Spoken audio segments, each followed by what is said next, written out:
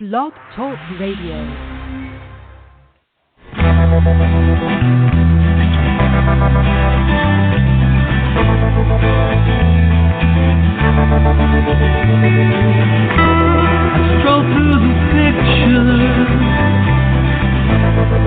What I've left behind here once again.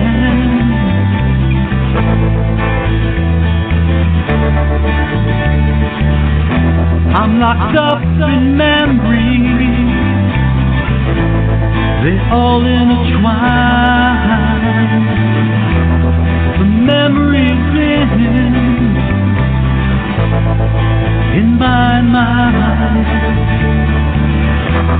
I know tomorrow, 'cause that dawn will come. You will never know just what you have done.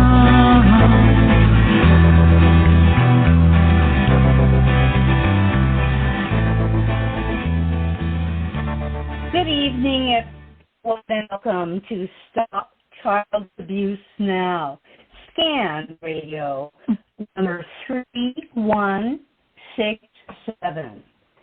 Stop Child Abuse Now is brought to you by NAASCA, National Association of Adult Survivors of Child Abuse. I'm going to read the mission statement of NAASCA.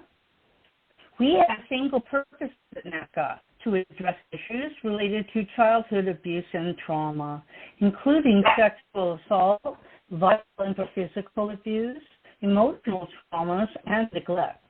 And we do so with only two goals. One, educating the public, especially as related to helping society get over its taboo of discussing childhood sexual abuse, CSA, presenting facts, showing child abuse to be a pandemic worldwide problem that affects everyone. So tonight, the special host is Pastor Deborah Schiller, who grew up all over the world in a military family where her mother had mental illness and is now a survivor professional living in Pensacola, Florida. She's trained in ministry, mental health, working with substance abuse, and is a trauma-informed social worker, all in one. She volunteers with many community organizations. Pastor Debbie says she can minister by text, phone, Skype, in person, and however the Lord directs her, 24/7. She teaches that humans have three parts, being of spirit, soul, and physical body, and believes that all three are important, and that each area needs care. We look forward to Pastor Deborah being an active member of the NAASCA family for a long time. On these episodes, we welcome various co-hosts, survivor professionals who will assist in fielding questions in these episodes, and lead a variety of topics suggested by our call-in participants. Their trauma-informed perspectives as survivor professionals will help them guide discussions on the issues of childhood abuse, trauma, and healthy human sexuality. That springs forth from questions and topics brought to you by our listeners. Everyone's invited to engage on tonight's show. Please visit the NAASCA.org website. And again, we're on the scan number 3167. That means that's how many episodes we have archived after tonight. So welcome, Pastor Deborah. You've been with us many times, so I'll turn the show over to you. Thank you. Hello, Annie and Victoria, and anybody else that might be on the line or listening. I hope everybody's doing good and got through another month. Of course, I come on once a month. And I'm open to any topics that anybody has or any questions about mental health or spiritual healing or healing in general. I like to always pick that topic because the abuse has already happened, unless some people are still in sort of domestic violence or adult abuse. But healing is a topic that is real important. So I'll just leave it that. I'm glad to be here and turn it back over to you, Miss Victoria. Annie's voice was cracking up. I couldn't hear it much at all. And So if you want to go ahead and see if there's anybody else on the line, or if you have a question. Yeah, right now it's the three of us. So. Okay. Yeah. Okay. Let's see. I don't know if you have anything or that you've talked with Annie about. Or... I'm interested in, you said that you work with people with substance abuse, and I'm in recovery. Okay. Okay. I have 36 years sober, and I went into AA and got sober. I didn't end up going through any kind of treatment or anything per se. But it was really hard for me because I've noticed there's a lot of people in AA and other places that are survivors of abuse. And a lot of them, when I speak, you know, they say, well, I couldn't get sober because nobody's talking about this abuse stuff. And it's hard for them to heal because it just seems to be focused on the one thing. And I like where you say, you know, that it's mind, body, and soul, because I think some people get it in their head and they don't really feel things in their heart or their soul. And could you comment on any of that as far as with the substance abuse, if you work with people that come to you that are just kind of working on one issue and not incorporating everything together, like mind, body, and soul, like you spoke of?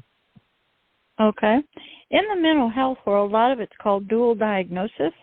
You have a substance abuse problem and a mental health disease, or illness, as I like to call it.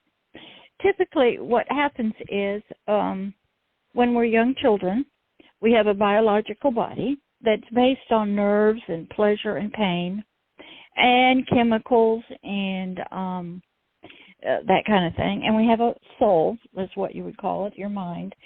And it has thoughts and feelings. And as any animal, okay, even an animal, nobody likes pain or fear. And we all have chemical, electrical responses and thoughts. And what happens when you get a child who is sort of, has a child sexual abuse or trauma? There's a pain in the okay. So what happens is substance abuse is a way of us personally trying to find peace from some hurts, wounds, fear, rejection.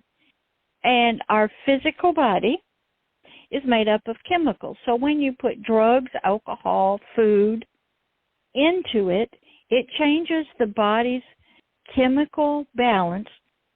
And, alcohol is made up of sugar, and it's also got the alcohol content, so it actually kills and deadens brain cells and nerves. So it is our way, we'll say, a self-healing to try to find peace. Then what happens is the biological body and the brain, our thoughts, become addicted that we like that peace from whatever we took. And so we want to keep doing it.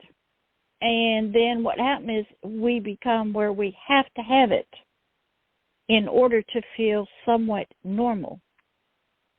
And that's when the abuse comes in, and then also the drugs are changing the biochemistry, the nerves, it's changing the brain cells, the neurons, everything's getting changed.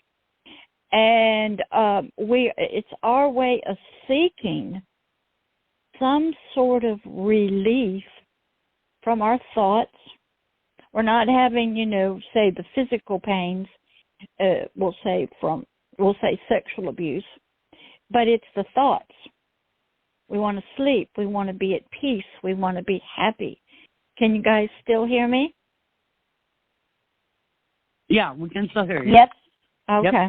Yep. So the alcohol and the drugs or the food, they're all drugs, is a way of having that peace. You can also be addicted to gambling, the possibility of winning and getting happy when your life is dull. Yeah. So it's our way of sort of... For a lot of that stuff, too, like the shopping and things. Yeah. It's our way of self-medication, trying to care for ourselves, sometimes, like, you may have had a parent who was an alcoholic, okay, and you didn't and you saw that, or a cigarette smoker, and you go, I'm not ever going to do that, so you don't, but you become addicted to something else. And in spiritual work, there's a family, we'll say, curse going on. Things are passed down through the families, genetics. It's just that you made a conscious thought maybe not to do drugs. This one lady I knew, her father was an alcoholic, and so she made a conscious effort not to do alcohol. But she became a shopping addict. And because the shopping with the credit cards made her happy, made her feel peaceful, and made her feel in control. And so she just took it in a different direction. And so so in mental health work, they'll put you in rehab, and they can detox you and get all the stuff out, but then your whole body has changed, and your nerves, they're like waking up again and trying to become normal when they've been so deadened, and now you're having all these thoughts that you didn't want to have, and these memories and feelings, and you really don't want to live in that, so you go through that process, and it's very painful. And, facing the agony of what happened, and not only that, now you have physical issues because of the drugs and alcohol, or the food, or whatever, or the shopping, or gambling, sex is also an addiction and everything. So it is a deep issue when somebody's had sexual abuse, not only has that to deal with, but then goes off into addictions of just about anything. Does that help you, Victoria? And I know on all those addictions, talk to people, and after you do the addiction, compulsive shopping, gambling, whatever, there's that feeling of remorse. And I know a lot of people that deal with the remorse. And I always say, we did when people have regrets, I say, we made the decisions with the tools we had at the time, the information. I said, I was given really bad information and outright do, and that's what I made the decisions on, and I just try to tell people we're learning new ways to live. And like you said, that does change the chemistry of your brain, right? I understand it.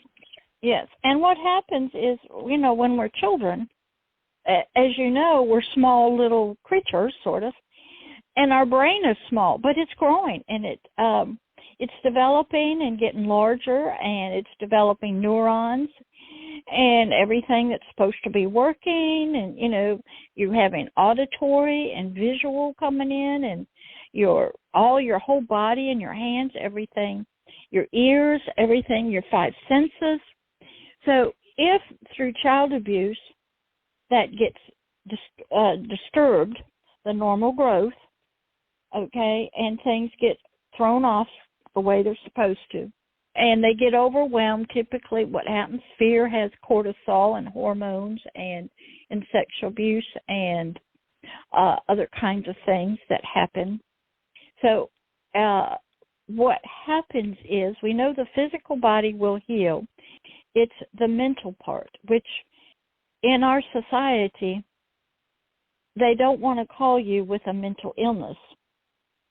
And you can hear it now on television, somebody who's a school shooter, he doesn't have a mental illness. He just has some mental issues or mental confusion. Because there's such a stigma still with mental illness, and everybody doesn't want to think that they're crazy and that their child that they have brought up has mental problems, that they would do a mass shooting. So even the terminology they're using, same way within the different communities, LGBT, they look at how you define a mental illness. And I learned years ago how it's defined is you have to have a disturbance in your schooling, work, family, that you cannot, go to school like everybody else and make grades. You can't work.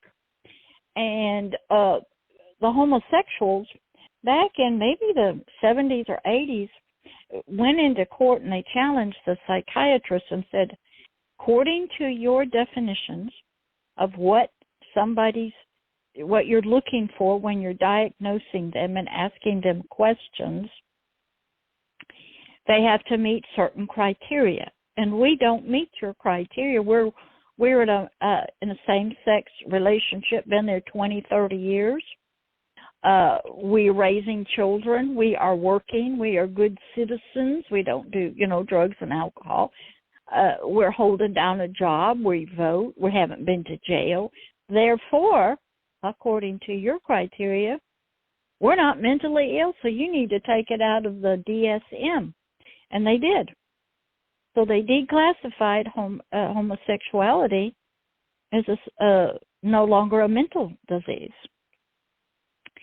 And so there's a lot of terminology that goes on. So the person who's been sexually abused as a child is dealing with a lot of pain and things that they don't understand and fear. And so they seek anything, okay, that will make them feel comforted. They'll seek teddy bears. They'll suck their thumbs. They'll get off into food because, it changes. It's a drug. And then when they get introduced maybe to alcohol or marijuana smoking nowadays and stuff like that, or other things, or maybe they just want to play and stay and be a child and not be responsible. It's sort of a way of self-medication. They're trying to fix a problem that they don't know what to do with. They're trying to find peace, and they're trying to find some kind of calmness to their thoughts, and alcohol and drugs works for a little bit of time. Right. But then you have it doesn't. Yeah. Well, it does for the moment, it's what I tell heroin addicts. Uh-huh. And even, is their first shot of heroin up their arm is powerful. And they are seeking that every single time, but they can't reproduce it. And it's the same way with the sexual orgasm. It is so peaceful, and you just go into the most peaceful biological, and mental rest and state. Then after a little while, that wears off and all the nerves are, screaming and your thoughts are screaming. So you go after that again, and you're seeking the peace that your body, your nerves are looking for, and your whole chemical electrical system is seeking. And you're looking for a peaceful, restful place for your thoughts and your, fear and stuff. So everybody chooses different things to get that. And so in the mental health world, we didn't study a lot about substance abuse at first. That was always off over in another category. It really wasn't a mental illness. It wasn't like depression or anxiety or it was off over there. You didn't even need to have a master's level counselor dealing with it. Because the AA had gotten started. Great movie. There's a lot of good movies out there about AA, how it got started with alcohol. But it didn't really catch on with the drugs. And then slowly what happened was people from non-Christian, because AA was Christian in its beginnings, just wanted a higher power, and which could have meant anything. But AA began. There's a lot of people couldn't get sober, being just Christian. So that's how it got started. But then what happened was, I used to volunteer back in, high school or college, And the drug rehab programs were run by ex-drug addicts. There wasn't a licensed counselor or social worker or nobody. It was all run by drug addicts who had been reformed through AA. And it was a live-in program, and you had group support, and basically you had AA people in there. And it worked. And people got recovered. And then you had what got going was the Young Men's Christian Association, the YMCA, and the women's. And that would take in drug addicts. And they would stay there and get Christian work. And it worked. And so you didn't really have the mental health field, wasn't really into rehab treatment centers. They didn't really have social workers. They hired ex-druggies. They didn't even need to have a degree because they'd been through AA for 20 years. Yeah. And it was, and that's how it got started. I remember that. And so if you had never been a drug addict, you didn't fit, you weren't a part of that group. And it's changed over the years. Now you have Most Excellent Way, and there's other things. Alcoholics Anonymous is still run by alcoholics, and NA is run by drug addicts.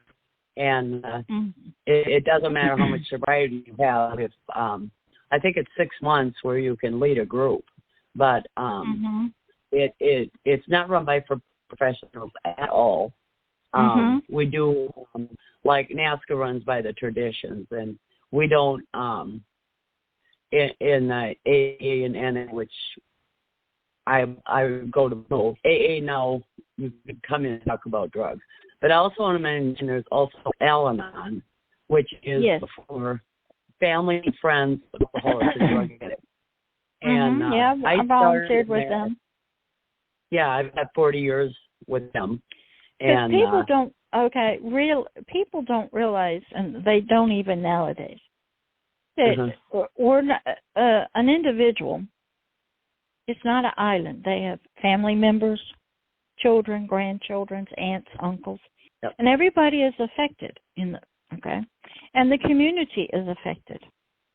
And a lot of, like I said, now when I started in mental health counseling, that was over in another area. You didn't get much about that with your masters. You got medicine, psychiatry, diagnosing, treatment.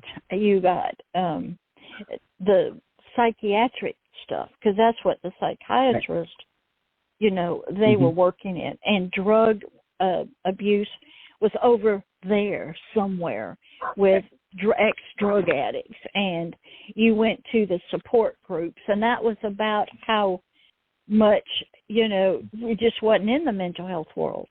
Then slowly they started bringing in the dual diagnosis, and the mental health counselors had to get some training, and you would say, oh, not only are you got an issue with opioids, or you're taking sleeping pills, but you also are depressed. So they would start doing dual diagnosing of their their clients. And then what happened is the therapists started having to get some certifications, more about, and take some things more about substance abuse and how that intertwines with many of the psychiatric disorders. So that was how it was years and years ago. I don't know what it is now. Well, there's AA and there's Al-Anon and stuff.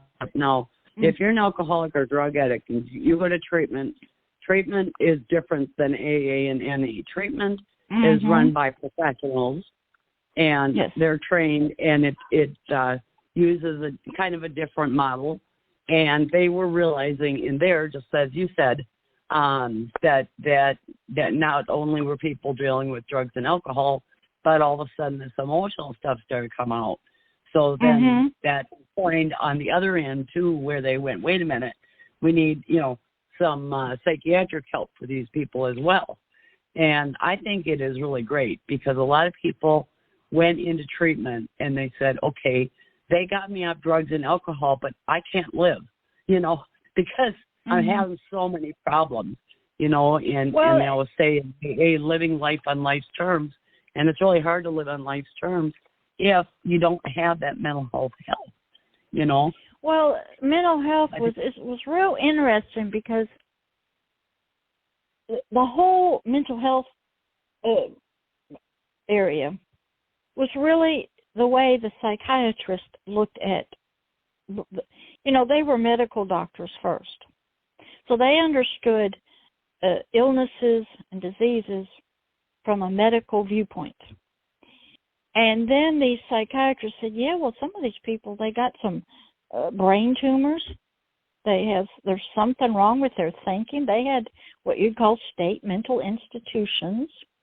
Now, a lot of people got locked up in them that didn't have mental health issues. And a lot of people were depressed and just fearful and stuff and doing things that people didn't think were normal. Yeah.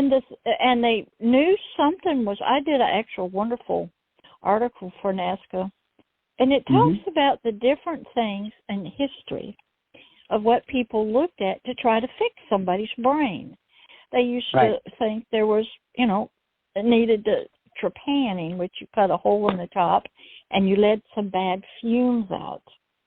And then there was a time they knew it was spiritual, and then they thought it was your blood, and that the electrical signals was off, so you got electric shock treatment.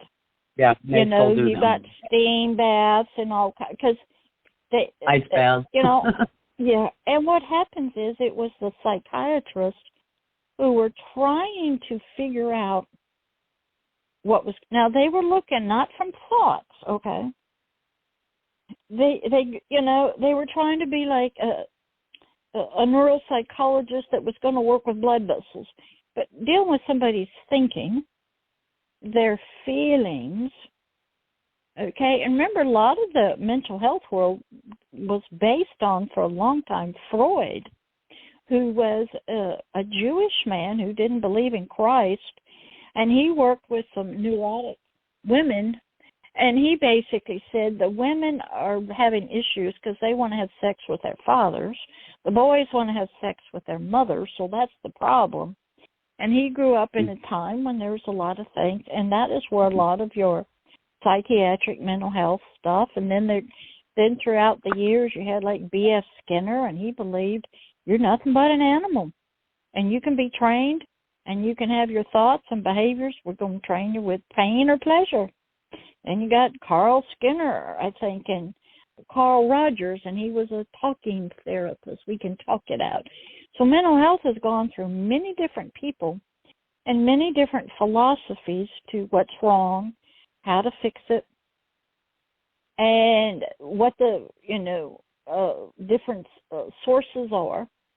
But they basically were dealing with, if you did not have a brain tumor or a brain concussion, something medical like that, they're dealing with your conditioning for your behaviors, which comes through childhood, rewards and punishment. They're coming through your thoughts, how you think out of a problem.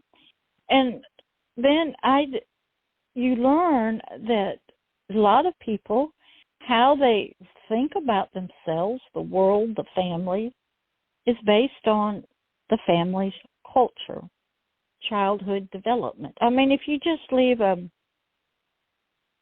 baby alone and you neglect them, the brain is going to grow, but it will, there's a lot that it does not get because it's not interacting. You get some child development when you're learning to be a mental health counselor. And so what happens is, after the abuse occurs, throw in addictions to anything, okay? And because everything in the brain is neuroelectrical. Of course, you do have some tissue in there, and it can get tangled, which we know, like now with Alzheimer's, there's plaques and things aren't growing. You can get concussions and brain bleeds, so you can have some actual issues because of biological issues. But when it comes down to your feelings and your thoughts, your memories, that's a whole nother ball game. And mental health their philosophy is if we can just get you to talk about it, maybe cry, retrieve some memories, you'll feel better when you leave the office. And after you pay us $50, $60 an hour, and now you're feeling better, go home, and if anything really bothers you, they would tell you, and you feel like you want to kill yourself, go to the hospital. Okay. And they're not there with you long term, and, they're not there. You can't call your therapist 24 hours a day. And, a lot of the therapists really didn't do support groups. They were just an individual in an office. And, they didn't really do much with support groups. They, that kind of thing. So it's an interesting, dynamics and system to help somebody who's been through childhood sexual abuse, the mental health system. The addictions, they're still out there with their recovery treatment programs and that kind of thing. And you have lots of medications now from the psychiatrist for the brain, and stuff. So it's a very, just a lot of people are trying to help, let's say, somebody who's been abused in childhood.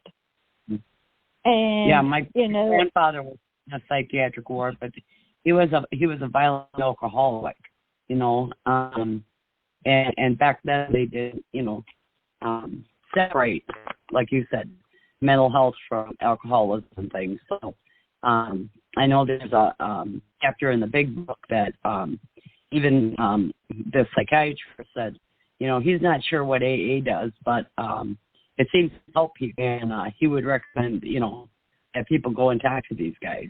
And they were like, somebody helped me, so, I'm going to be there to help somebody else. And people tell me, oh, you've helped so many people. And I said, well, I'm not doing anything more than what people did for me, And, for me, I kind of feel like, not that I owe people, but I'm grateful to help people because I'm grateful that I do have sobriety, that I do have recovery from abuse. And, I have been to the mental health system. I got people that ask me, even today, still get shock treatments. So they'll ask me, think I should get shock treatments? Because they said they'll make, the bad memories go away. I said, well, the problem with shock treatments is it takes memories away, but it picks and chooses which memories it wants. So, I have a lot of memory loss about my kids, when they were growing up, that I don't remember certain things that happened. And I still remember some of the abuse, and some of it goes back and some of it doesn't. So it's also considered having brain damage, Right. And so, so there are consequences, in the mental health world, they are trying to say, get rid of the memories, okay, like shock treatment, some other stuff. What they used to do years and years ago is they do a lobotomy. Right. They'd stick something up your nose, and they'd sever the frontal cortex of the brain, so you had no feelings at all. Okay, you just didn't respond to anything, but that was done by doctors. So they have tried throughout the many, thousands of years to figure this out. And then, of course, you throw in your alcohol and your drugs. And you can get people off of that. We can detox you, put you in the hospital. We can get everything out of your system, start giving you vitamins, good food, and the repairing of the brain and nerves and stuff can start happening. But now you got them thoughts and the memories and stuff. And the psychiatrist world, the medical world, has claimed that's their area. Okay? And that is some sort of illness/disease. Okay? Because you go to a doctor when you have a disease, and an illness. Okay? So it's very interesting. There's taking orders. There's different systems.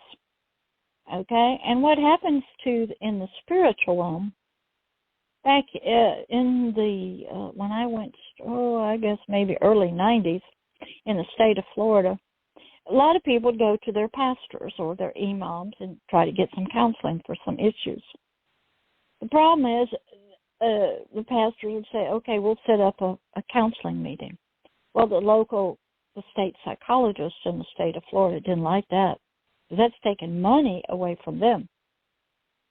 And so what they would do is they went and they got the laws changed in the state of Florida that they took the word counseling, made it a legal word that only those people who are licensed through the Medical Quality Assurance Department, social worker, mental health, psychologist, can use the word counseling and counsel anybody with depression, anxiety, suicide. And they were there's people that go to their pastors, ministers, priests. There's still people that go to their pastors, ministers, and priests if they have mental health issues. Well, what the pastors can get help. Well, what the pastors had to learn to do for many years, they just referred them to a Christian therapist who became the priest, the pastor, the shepherd, the mental health counselors, because most pastors don't get any kind of training in mental health work or anything. But it was really money, control of the patient, and most pastors, they're very ignorant about spiritual things and psychiatric things, and they can't do anything much but quote scriptures to you. And they maybe have never really volunteered with sexual abuse. Some of them were, as children, sexually abused and had issues, and they didn't even work through their stuff. So they were dangerous people to have, counseling these people. And it was also money-oriented. And it's like we have people with a problem, and somebody wants to be the top dog and get the money and be the ones to say what you can do, and that was the psychiatrist. And they ruled the medical world, the World Health Organization. So when I got my license back in 1985, 1985 in Florida, it was under the Medical Quality Assurance Department of the state of Florida. That's where my license was. I was a medical person. I was qualified to professionally, legally diagnose a medical illness, a disease, and treat the disease. I was a medical person. And this is what the counselors wanted, that designation. So we had to have 2 years of supervision. They had to look at our charts, our files. We had to be watched in counseling by a licensed, mine was under a licensed psychologist. Then you had to take a state test, and they asked you all these questions, and I failed it a couple of times by one question. I had to go back. You paid a lot of money. Then you had to carry about $1 million worth of malpractice insurance. And this was all to be in private practice, or even at that time get hired by hospitals or organizations as a licensed professional is what you were becoming. But you were in the pecking order, and you were in the same, you had to be very comfortable with psychiatrists and hospitals and psychiatric and medications. And pastors just didn't get that. And the poor people who, say adults, they didn't understand the world that they were trying to get help from. They didn't understand what the problems are. They're the ones with the addictions and the memory and the stuff. And then if you went to a different university, you may have chosen to help children, but not adults, or you may have focused more on a different area and than just the average private practice. And so it's an intricate world of diagnosing, treating, healing. But basically the psychiatrist, their philosophy is if we can get some medication to you, we're probably not going to change, we'll just drug you up some more. They do, I think, electric shock treatment and stuff, not as much as they used to, but they still do. Oh, they do, and I read one book, and it talked about the money that these psychiatrists make, because, you know, it doesn't even take that long to do a shock treatment. And they usually have you have a series of them. And this book was called Toxic Psychiatry. And it said, you know, one of the problems with it, like is what I did, it picks and chooses what it wants to take. And but they just, you know, I remember going down there in a wheelchair, coming back in the wheelchair, and I was a heavy smoker. And I got back up to the unit, and this gal says, "Hey, you want to go have a cigarette?" And I said, "I smoke." You know, and it took me 2-3 days to get out of it, and I started having some memories again. Well, there's sure. And it gave me another shock treatment. So what I did is I started remembering stuff, and I had a notebook by my bed, and I told them, after I go to shock treatment, I want you to tell me, go look at that notebook. And what I had written in there was my name, my kid's name, my address, my husband's name, just basic information that when I got back from the shock treatments, I could not remember. I had one gal that was a friend of mine that had 3 girls, and she did not even remember having one of the girls, and this was before Photoshop. She was convinced they just put this other girl's picture in all the family pictures, because she did not remember even having that child. And so it can really, you know, really screw you up. But that it talks about the amount of money these doctors make just by sending people up, and the only requirement for shock treatments is long-term depression. And I got voluntary forced shock treatments is what I call them, because they told me if I did not get shock treatments, they were going to take my children away and I'd never see them again unless I voluntarily signed this paper. I didn't want to do it, but I also did not want to lose my children, you know, so I call them voluntary, forced, because that's how I feel, you know, that's how it did go down. And there's a lot of people that are afraid to say no to their psychiatrist because they're afraid their psychiatrist is going to put them in a state hospital, you know. And I just want people to know you have rights. If your therapist isn't helping you, if your psychiatrist isn't helping you or is treating you badly, I had a friend that called me and said, I don't like going to my psychiatrist because he treats me just like my dad did. He screams at me and yells at me and blames me. I said, get a new psychiatrist. Well, I'm afraid to switch because what if he says something's wrong with me and locks me up, you know? And it's really hard because people feel powerless when they're dealing with authorities, you know, especially after being abused. And I want to get the message out there that, you know, when I tell people if you're checking out a therapist or a psychiatrist, they're not only interviewing you, but you need to interview them. Ask them, you know, what their training is and how they're going to help you. And, you know, the last time it took me a long time to get a psychologist because I said I want one that deals with complex PTSD. And I want to interview the person first, you know, and it took me a long time before I finally settled on somebody. And people who have choices don't just have to go to somebody, you know, just to get a psychiatrist. You have choices.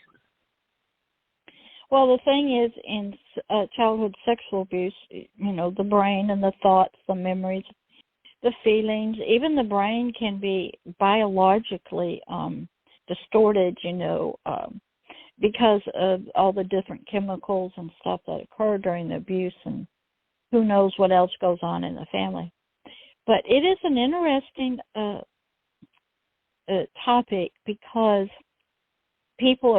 many people are seeking help, and they're trying aromatherapy, they're trying diets, yoga, you know, meditation, physical exercise, and, you know, the shock treatments and everything else. And a lot of people, you know, just need somebody to talk to or something. So it's very interesting because our brains are very powerful.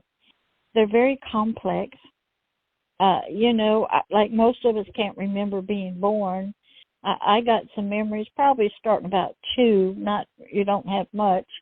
But when you get childhood abuse, you know, things are sort of scarred in there, and it's hard for the adult to, you know, the memories just pop back up. Now,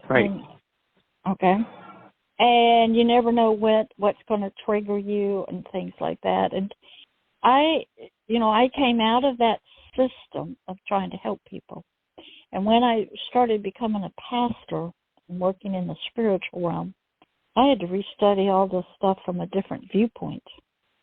And I had to study healing from a different viewpoint and study all the stuff from a different viewpoint. And it was totally different. And I had to understand the purpose of abuse from a different viewpoint. And I had to see it from a worldwide viewpoint.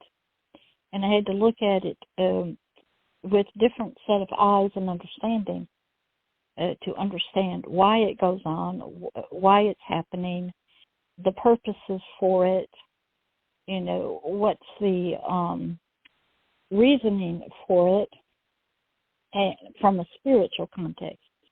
So I had to have in-depth on the run training quick. And it's a total different viewpoint with the same, because you can have a behavior, we'll say sexual abuse, and it can have many different reasons from the perpetrator for doing it. It can have unseen reasons. It can do many different physical things, spiritual things, emotional things to the one being abused. So I had to learn a lot of different things that in order to help people the Lord's way, and it was interesting to look at sexual abuse of children in such different viewpoints and the complex nature of it and the healing of it, and compared to mental health counseling. And most pastors really didn't get that in depth in their Bible schools, even if they got a doctorate of divinity or something. I mean, they can write good sermons and they know all the books and they've read all that stuff, and they can do good marriage counseling or premarital counseling and maybe divorce counseling to try to keep. But when it comes to the complex stuff, they just don't go there, and they refer them to a maybe Christian.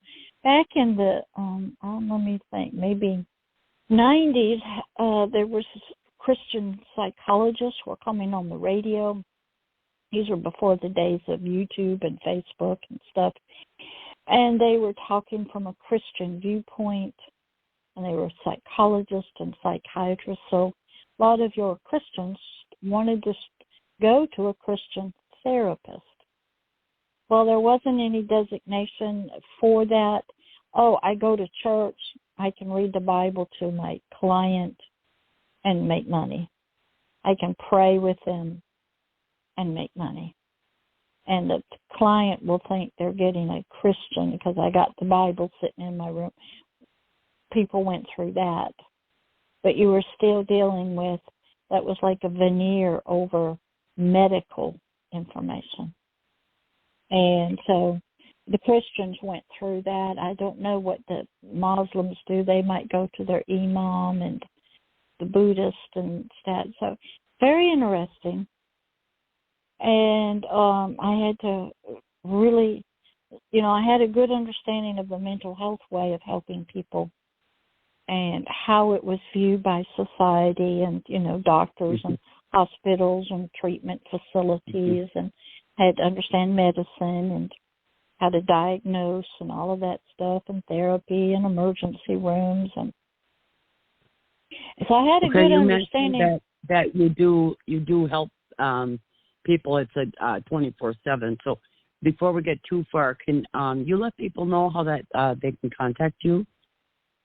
Yeah, they can contact me by my phone number. And I'm on LinkedIn, and I do a lot on LinkedIn, and I do things by email. I used to do a lot of Skype with people, but because I'm sort of a global person, time zones are just so different. And I don't have a WhatsApp. I'm not on Facebook. So I really let my videos on the YouTube channel do the teaching. Do a lot of spirit work. Okay, and how can they find you on YouTube? How can they find you on YouTube? It's called The Hidden Kingdoms. And I just do, it's all spiritual teaching. And I try to help a lot of people, like on LinkedIn. I used to be there for people like what Carol does a lot, where they call.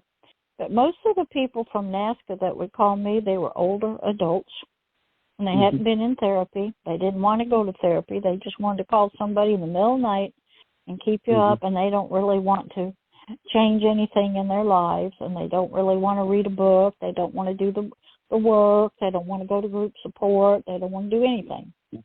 They just want to take your time up, and poor woe is me, and I don't tolerate that.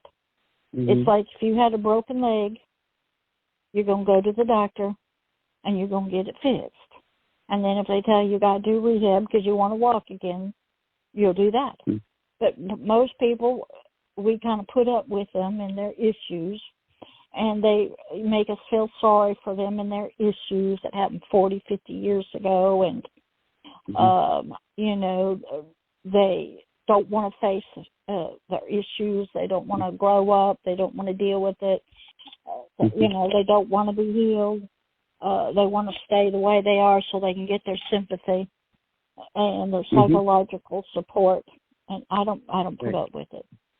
I've been there in the mental health world. They call them lingerers because they get a lot of psychological affection and support by being a victim. We see that a lot now. Okay, and that's all they have now is that I'm a victim, and poor woe is me, and that's how they get their attention and how they get their needs met and how you feel sorry for them, and they don't really like it, but they don't know how to go any other way, and they don't want to be taught. So I use a lot of people that they don't want to change. They don't want to put in the effort like you did, Victoria. They don't want to go to the groups. They don't want to anything. They don't like their life. They don't like the misery. They're afraid. And how I understood it was, I may not like the life I have, but I know the rules in it. And if I give all that up and I get sort of normal, I don't know the rules of that normal, how to have a relationship without violence, or I don't know how to talk to people because you never learned. So a lot of people, they don't like the what's going on, but they're too afraid, of something unknown being. You got to take risks, and you got to, be willing to change.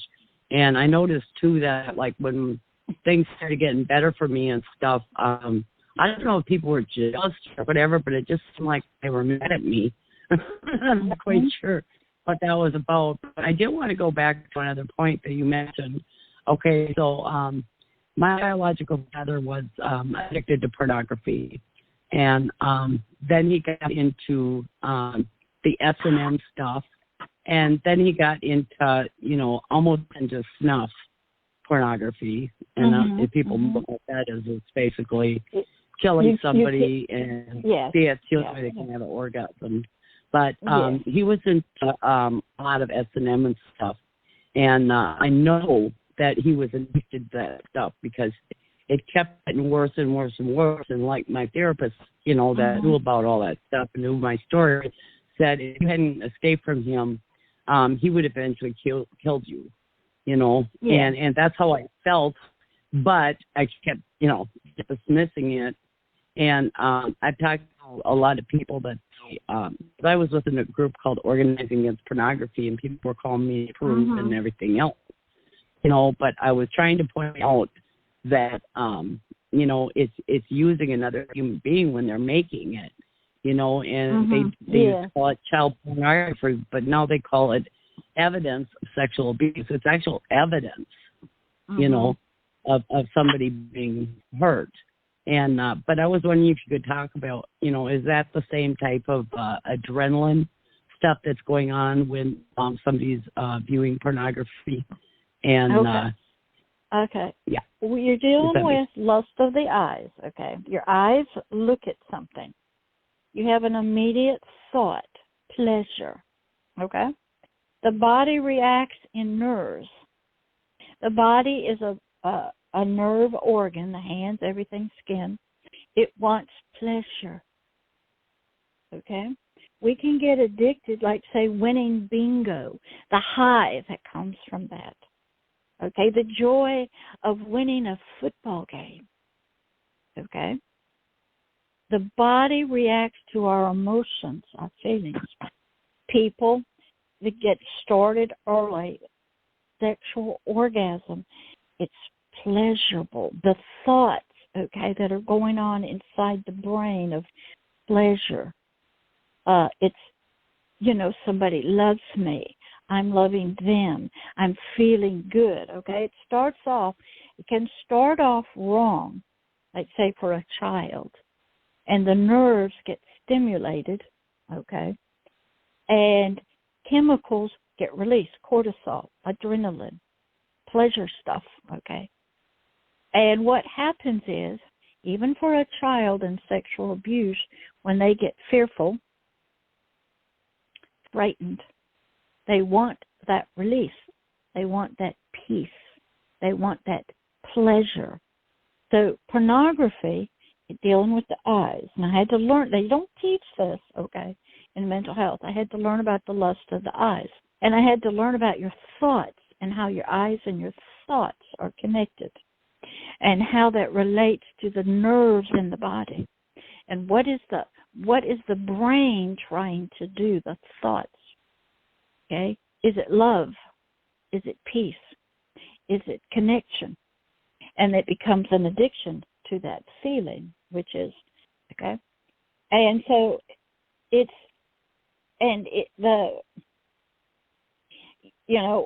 typically some people, they don't need pictures of children. Why would children do it? Maybe that is what they grew up seeing in their family.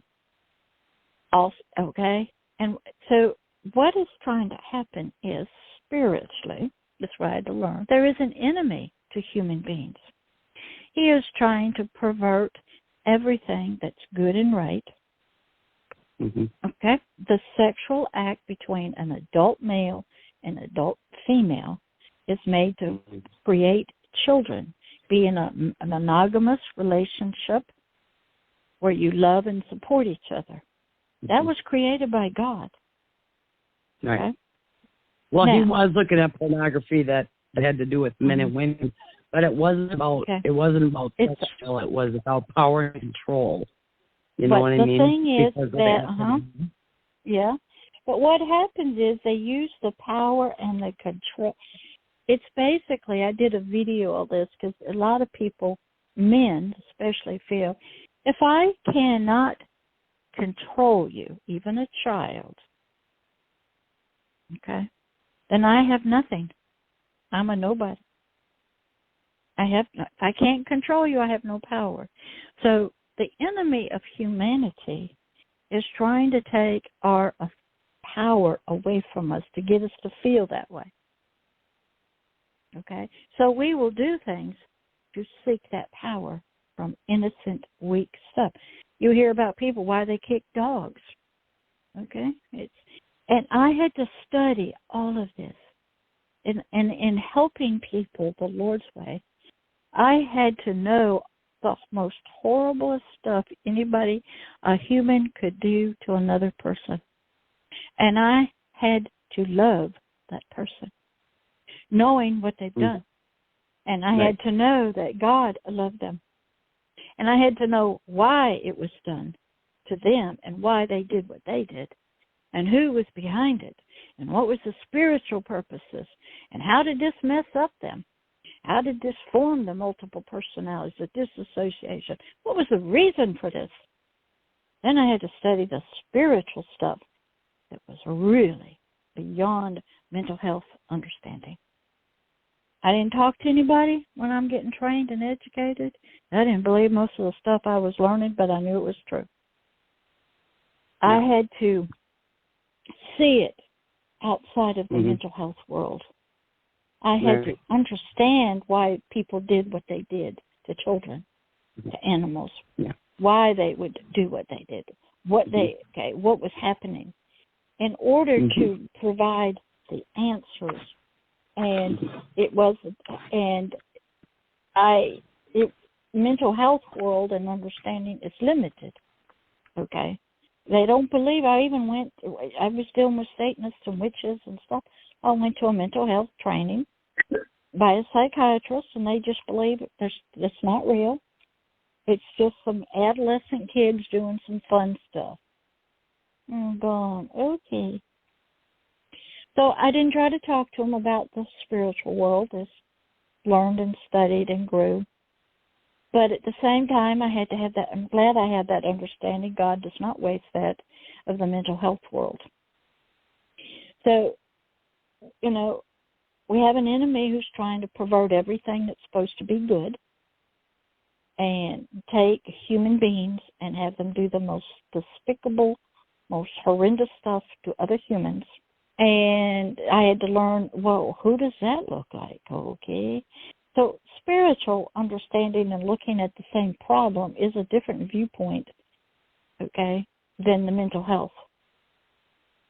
And I never really talked to people about what they did. I just knew anybody God brought my way in Walmart, on the phone, and it didn't matter, in the spirit. Okay, I didn't ask them questions because I already knew what they did. I knew the kind of life God would tell me, the kind of life they live, blah, blah, blah, and they got multiple personalities. Okay, no problem. I brought them in my home. I watched them, the person, okay? I've been shot at, poisoned, almost killed with scissors by these people trying to help. And I had to study, like, if you don't get the help, what happens? And if you accept Christ Jesus as your Savior and all that kind of stuff. And so I had different learning. But we're dealing with people, okay, with problems. Yeah. And they've tried chemical castration for men. Okay, they've tried, making them, doing real castration, making them eunuchs. Yeah. That doesn't solve some problems, okay.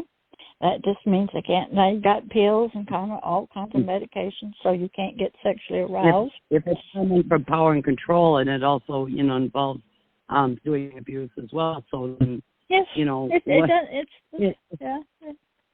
And what happens is, you're not going to get all of the healing, as you're finding out, in mental health counseling. You got to have some AA in there. Yep. You might have to have some good nutrition in there, maybe some meditation in there. Got to have some good support groups besides AA in there. I know maybe there's a lot of people that say go to AA, and then all of a sudden they kind of hit a block, and maybe we can talk about this because they're like, well, why am I here for? Am I just here for abuse? And to try to say that, you are loved just the way you are, and you do have a purpose. And a lot of people, I just say, pray and just ask, your higher power, God, whatever, what is my purpose, and just start paying attention to some signs that you get, or like you said, I was led in this direction or that direction. And as I've talked to people, they explore different things. And one of my friends decided to be a minister, and she's still kind of doubting if that's her avenue, because things haven't turned overnight that people are just flocking to her, And I said, but you are ministering to people, then you don't even realize it. I said, but people are coming to you and you're talking to them and you're telling them about God. And you're telling them about, how Christ changed your life and this and that. And I said, you are ministering to them. But, I'm not doing it this way or that way. I said, you're a unique person. And everybody, has a purpose. But it's really hard to believe that you have a purpose, you're a good person, and that you were put here for a reason.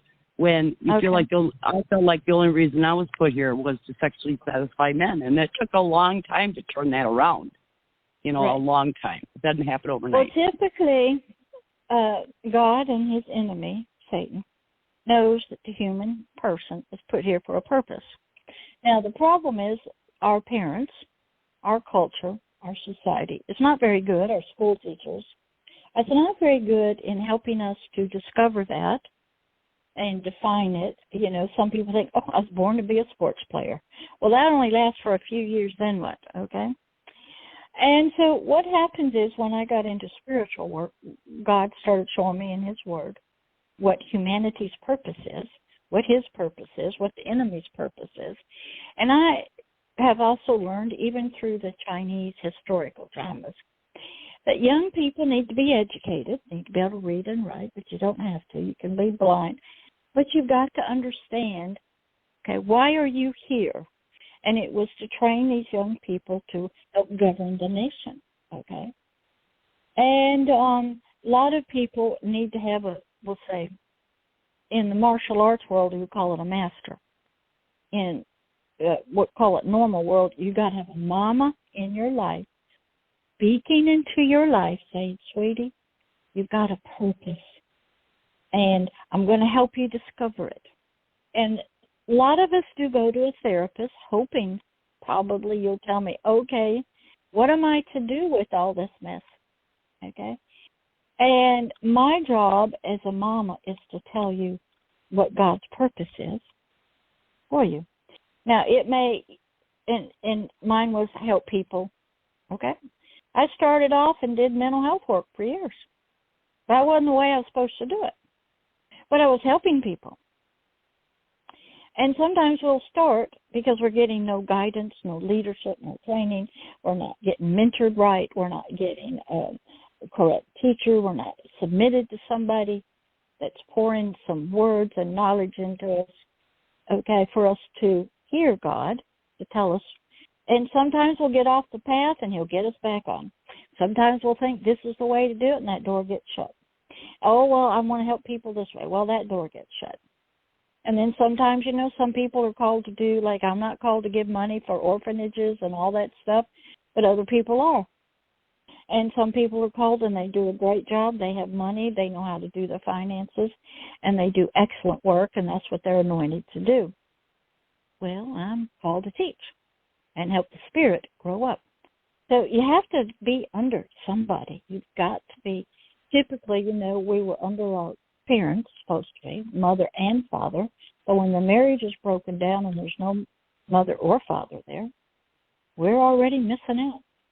Because the men, they don't know what their purpose are. They don't know why they got big muscles, why they're taller than us, what they're supposed to do, because they didn't have a father.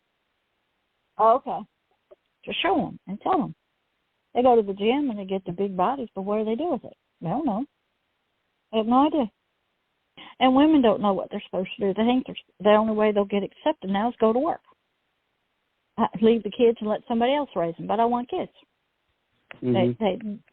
So they somehow they have lost the thing of motherhood and caring for the home and the husband and stuff, and that it's not valued. So there's a lack of teachers, okay? Yeah. In the community, in the churches, at home, at school, okay? And I had other a lot things. Of people in my life, but there were no positive mentors in my life for me to. That's why I didn't sports. Look up to, yeah. That's why sports has become so popular. You have coaches, and they take these kids that don't have a father or a mother, and they train them. Why the military is so good? You get a drill sergeant. You've got order. You know your place. You're on a team. You know what you're to do. You discipline. You practice. Mm-hmm. That's why sports has okay. But there's a coach there, and you listen to him, and he disciplines you. Well, that isn't at home. Okay, right. And so people are seeking their purpose, and we have an enemy that knows that. So if he can disrupt that and get you all thrown off in childhood, he knows children are pure and innocent when they're born. If he can hurt that, destroy that innocence through abuse, whatever, misuse them, we'll say, in pornography for somebody else's pleasure, he's happy. And it makes God sad. And human beings, they are just sort of the pawns in the bad guy's hands. And we have, 5 senses, and most of us just live in our 5 senses. And how you can tell if somebody does, oh, I love sugar, I want a cookie. Well, that cookie becomes fat when you eat it. Don't give in to your tongue. You got eyes, you can close your eyes. But they want pleasure. They want power. They want control. Why? Because they don't have any. So I had to learn that. That's not taught in mental health counseling. The mental health counselor, his job is to diagnose, you got depression. Okay, I'm going to refer you over to a psychiatrist, put you on it, and I'll see you in 2 weeks, and we'll talk about how. Do you feel better now? Is the medicine okay? Go on and have your life. That's about it. And that'll be, and they get paid money. And if it gets too bad, just go to the hospital, and they'll put you in, inpatient, and the psychiatrist will take care of you. So it's a system, but as you know, in that system, you don't really get well. Because that enemy don't want you to get well. Okay? And it's hard work, as you know. Like I said, if you had a broken leg, it's 6 weeks or so in a cast. Then you have to maybe have some rehab. It takes work just to heal a broken leg. So healing your thoughts, your memories, and all your stuff takes work. But also, if you want to go, to get your leg or hip or whatever fixed, and then you go, well, the doctor did that, and I'm not going to rehab. I'll be just fine, and that's what it makes me think, like you said, they don't want to do the work, They just and yeah. Is it they're lazy? Yes. Do they like that? We'll say the pain, no, but they can take a pill and sleep, and they'll take an alcoholic drink, go to a ball game, getting the thrill of and they forget about it. Go to a festival and forget about it. And then they go, I never thought the school shooter would happen. I never thought this would happen. They'd come into our birthday party. But don't you know about gangs and guns? Yeah, but I never thought about it. Okay? You're dealing with ignorant people that don't want to know. And they don't want to be responsible for anything. And, you got people that want to make money off of ignorant people. You got bad guys with bad hearts. Well, we got to get them changed and possible to do it. You got business people wanting to make money at all costs. They don't care.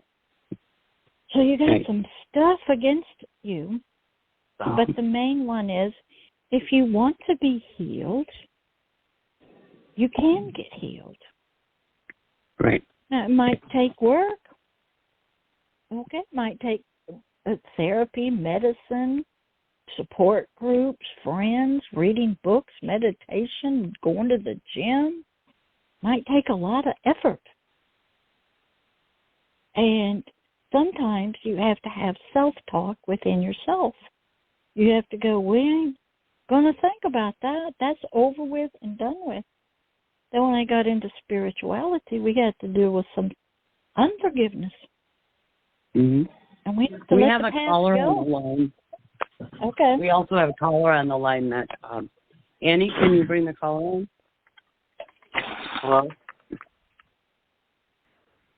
Hello? Hello. Hi, you're on. Would you like to make a comment or ask Pastor Deborah a question? And who do we have on the line? I can't come over my computer right now. Okay.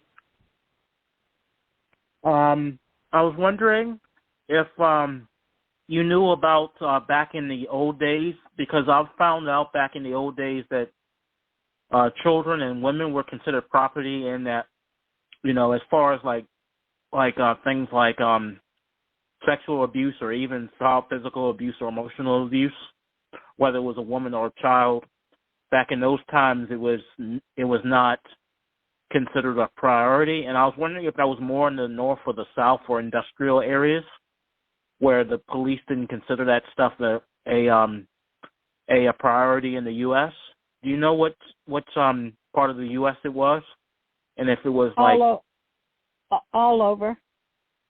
Okay. And it goes back to ancient days, dealing with that the man was the inheritor of property, the firstborn son, which is biblical, and the women were just their property, and you could marry your cousins, and you could, the women could not inherit, and they were totally just property. And the husband, though, was to take care of his wife with respect. But at the same time, they were just seen as objects to be abused. And it was the ruling class, whoever that was, but they had these rules of culture and religion. It's back in every religion. It's back in the ancient days. So when children... Sorry for interrupting you. So when children were and women were considered property, it was like the police didn't participate in it. They just didn't want to get involved, and I'm guessing the police didn't really... There was no law. It was a law, yeah. How it worked in America was the people, they rose up first about animal cruelty, and they passed some laws about that. You couldn't, I guess, do horses or cows or something. And when the first really case of child abuse came, I don't remember when this was, early 1900s, maybe 1800s, in America, was brought to the police, they didn't have a law to deal with child abuse. So they had to use the animal cruelty law to try it. And it took a lot, as you know, women didn't have the right to vote for a long time because that was the customs, the culture. It was the man who went to work, man who did the business, man that went out. It was the inheritor. The woman was a partner with him. But they really didn't have a lot of legal rights. So child abuse came first through animal cruelty, and then people started realizing we need to have some laws. But children and women, even now, they're just considered property, slaves in many cultures, many religions, and that's you can sell your kids to get married at 10 years old if you need some money. That's no biggie. For most people, you're starving, you give them away, a lot of orphans. And so a lot of it is culture, a lot of it is religion. And sorry for interrupting you. I was also told that a lot of the police officers were unsympathetic to stuff like that as well because of the law. Yes. Not just, I was told a lot of policemen, they yes. were, because of how they hired a bunch of men, so it was a lot of unsympathetic things, like unsympathetic police officers to stuff like that. They would get upset when they would report battered women or abused children. A lot of them were not.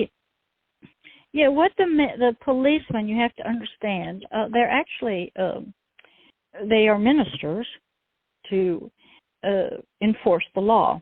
Okay, now they can't try you, and so they are whatever the law says. Okay. And if the law says, this, they're just to uphold the law. And typically, early on, it will say in America, the men were the policemen. They were the soldiers.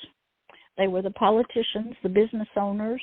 They were the bankers. They were the ones who left the home. They laid down their lives. They had to take care of bad guys. Okay, they were your sheriffs, your policemen.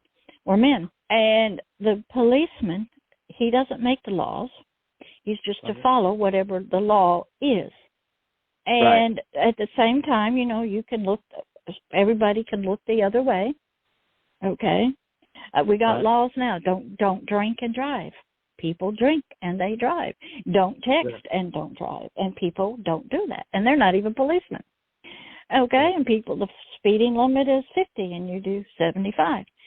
So the human heart can look the other way, but the policeman's job, everybody gets mad at them, their job is to enforce, okay? Now, they don't try you, they just arrest you and put you in jail. Right. That's all they can do, okay? And they can go to court and give evidence, but they're not the ones who make the laws. That's your representatives in your states or your feds. They are not the judge of the law. That's a judge. And then the lawyers who study the law. So the policemen are just sort of one part in a big wheel of the law. Right. And yes, they can look the other way. Do they know what the law is? Okay, yes, okay, but a lot of them have been bought off. They have been bribed. There's bad cops. We see that, there's a lot of money in the criminal world, and they want to get a little bit of it, and their lives are on the line. They go to try to serve something, and they get shot. Yeah. Okay. But what I was trying to say is, sorry about that. I'm keep cutting you off. I have a hard time getting my. I was wondering if some of the ones that were, I know that they didn't make the laws, but I was just wondering if some of the ones that were, I'm not saying all of the ones back in those days, but if some of the ones that were in that time, I wonder if some of them agree with those laws, or like if they were a parent, they participated in abusing kids themselves, abusing their wives themselves. Both. You're always going to have people, both male and female, who will say abide by the law, do good cops, and you're always going to have bad cops. Now that is because of the heart and their minds and their training, their families, and their culture, and the influences that have happened in their life. So you're going to have both in everything. Right. You're going to have good businessmen, and you're going to have bad ones. Right, you will.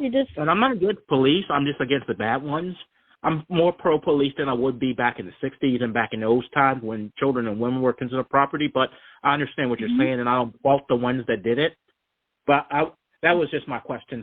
Sorry about that. I didn't make it clear. No, that's okay. And people are trying to understand police and how they could let this stuff happen. And, a lot of it is done in homes, and nobody's talking. A lot of it's done in the dark, and nobody's talking because there's money to be made.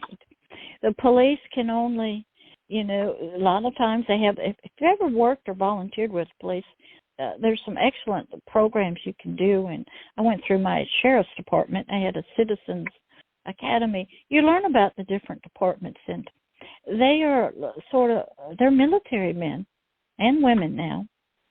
Right. And they have to be willing to kill somebody, not that they want to, but their job is to neutralize something that's bad that could hurt other people.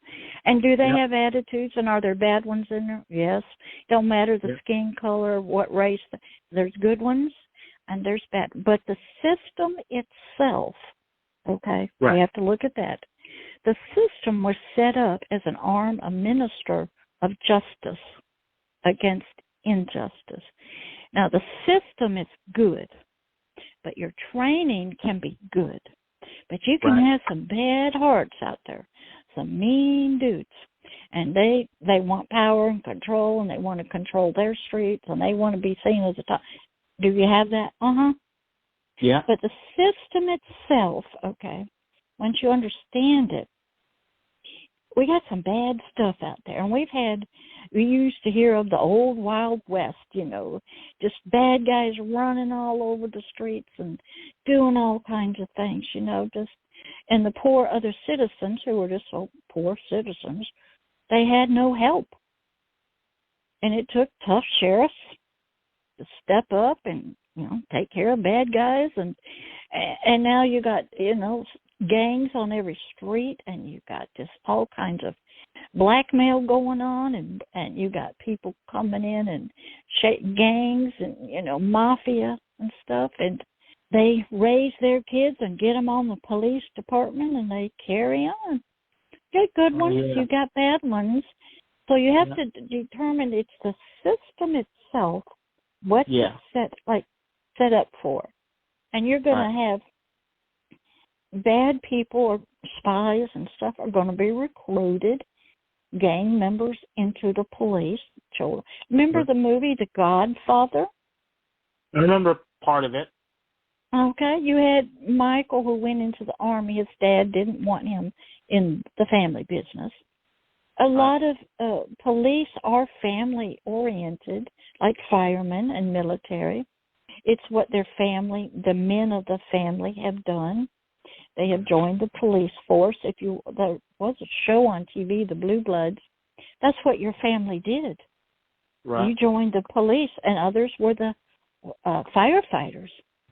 Right. And others joined the military, the Army and stuff. Right. So it was, this was an we're running out of time here. We're running out of time here. No, don't be sorry. No, very interesting. Go ahead, Derek. Go ahead. Oh, yeah, it's almost 2 minutes left. Yeah. If he wants to ask me more questions, just give him my phone number and he can call me or email me at Pastor Deborah at Agape Love is here. And I know we got 1 minute left to close out. Yes, and I just wanted to tell people that Mary Ellen Wolfen's story is how the first Tell the Abuse started, and you can find that on YouTube as well. And I just wanted to say that the NAASCA newsletter is coming out. We got peer support groups 3 times a week. You can find on the NAASCA website. And all these shows are archived. And this is 3167 if you'd like to go back and listen. And there are many, many other shows with survivors and survivor professionals like Pastor Deborah. And I'd like to thank you, Pastor Deborah, for coming on once again. And you're on every month, and we really appreciate your help. And also, Annie is on as a host. Thank you very much. Something was wrong with her microphone. So I'm finishing up. And I want to say God bless all the children of the world, and God bless adult survivors of child abuse. And we'll see you all next time. And come on the panel if you'd like. We're on Monday through Friday night. Thank you. Thank you. Bye, everyone. Good night now. Bye, everyone. Have a good night.